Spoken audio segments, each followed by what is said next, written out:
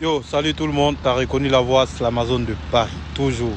Bon famille, bienvenue sur ma page et je te demande de partager la vidéo. Aujourd'hui, on va parler de ce monsieur-là.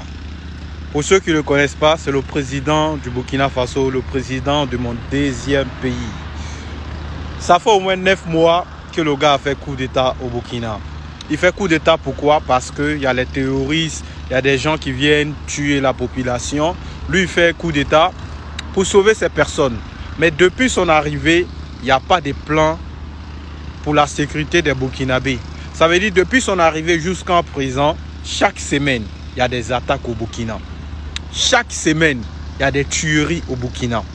La question que moi je me pose là est que pourquoi il a fait un coup d'État? Quand tu fais un coup d'État, c'est que tu as un plan en arrière. Quand tu fais un coup d'État, parce que souvent les Africains pensent que on fait coup d'État parce qu'on a envie de faire. On ne fait pas coup d'État parce qu'on a envie de faire.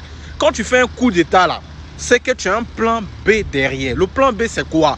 Si l'économie du pays ne va pas et que toi, tu fais un coup d'État, tu dois redresser l'économie du pays. Et quand tu fais un coup d'État dans un pays, parce que le pays est en guerre, parce que les terroristes tuent nos parents matin, midi et soir, tu dois avoir un plan avec tes éléments pour arrêter ce mouvement de terroristes dans notre pays, le Burkina Faso.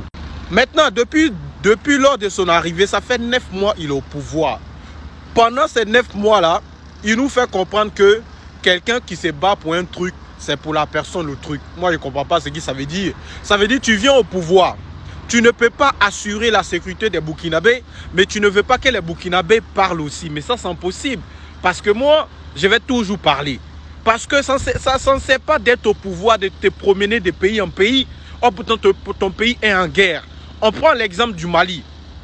Quand les Maliens sont arrivés, ils ont assuré la population.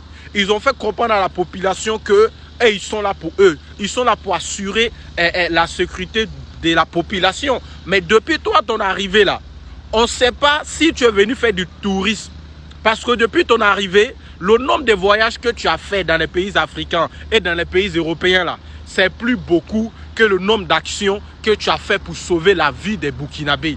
Mais monsieur Daniba, si tu ne peux pas diriger le Burkina, si tu ne peux pas diriger le pays, mais il faut organiser des élections.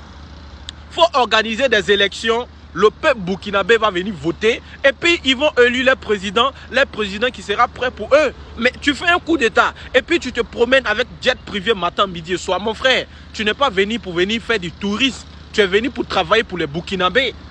Hein? Bon, à bon entendeur, salut. C'est ce que moi je voulais dire.